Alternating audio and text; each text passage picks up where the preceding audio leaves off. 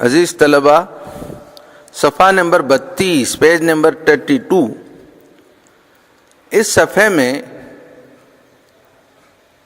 جو سبق ہم پڑھنے جا رہے ہیں وہ تنوین کا سبق ہے۔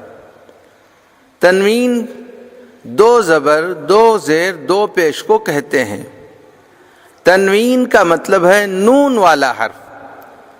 مطلب یہ ہے کہ اس حرف کو جب آپ ادا کریں گے تو اس میں جزم والے نون کی آواز آتی ہے۔ اس طرح جو قانون جزم والی نون کا ہے، یعنی کہیں غنہ ہوتا ہے کہیں نہیں ہوتا ہے، وہی قانون اس تنوین کا بھی ہے۔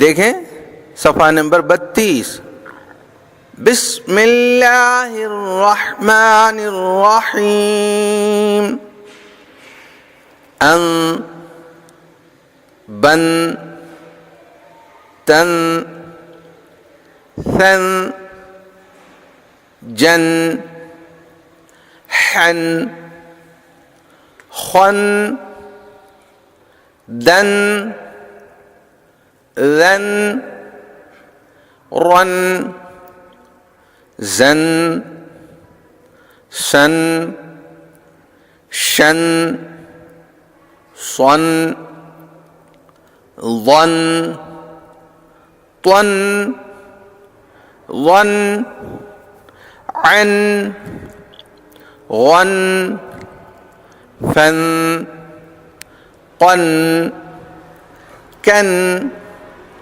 لن، من، نن، ون، ہن، ان، ین۔ عزیز طلبہ، آپ نے دیکھا کہ ان حروف کو ادا کرتے ہوئے جزم والی نون کی آواز نکل رہی تھی ہر حرف کے ساتھ۔ اس میں ایک دوسری بات بھی آپ کو ذہن میں رکھنی ہے، وہ یہ کہ جب دو زبر کی تنوین لکھی جاتی ہے تو اس حرف کے ساتھ الف بھی آ جاتا ہے۔ آپ دیکھیں بے کے ساتھ الف لکھا گیا ہے، تو تنوین اگر دو زبر کی ہو تو حرف کے ساتھ الف لکھا جاتا ہے۔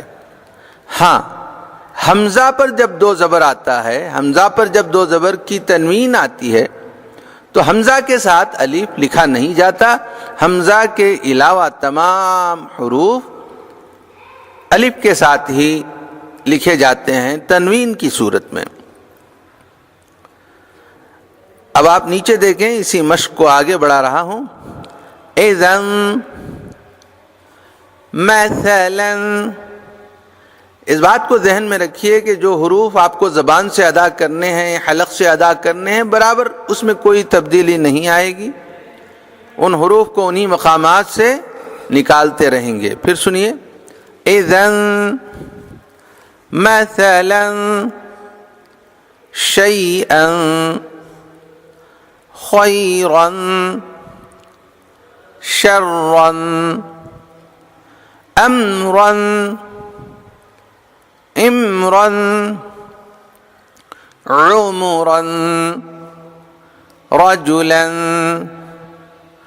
ابدا، یوما، یسرا، قوما، مطرا، كذبا، رسلا،